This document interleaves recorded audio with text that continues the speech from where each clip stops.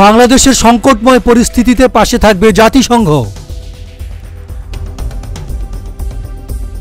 ঢাকায় সফররত জাতিসংঘ মহাসচিব আন্তোনিও গুতেরেস বলেছেন, বাংলাদেশের আতিথেয়তায় আমি মুগ্ধ। বাংলাদেশের এই সংকটময় পরিস্থিতিতে পাশে থাকবে জাতিসংঘ। 15 মার্চ ঢাকায় জাতিসংঘের নতুন ভবন পরিদর্শনকালে তিনি একথা বলেন। এই সময়ে তিনি 50 বছর পূর্তির আলোকচিত্র প্রদর্শনী দেখেন।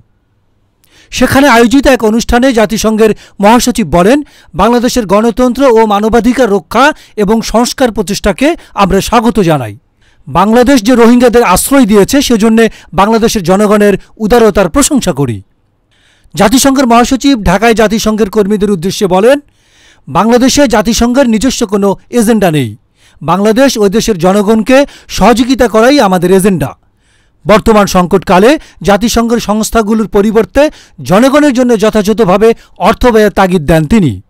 এ সময় অন্তর্বর্তীকালীন সরকারের উপদেষ্টা আদিলুর রহমান খান ও সৈয়দা রিজওয়ানা হাসান উপস্থিত ছিলেন। ডেস্ক রিপোর্ট, গণমানুষের আওয়াজ।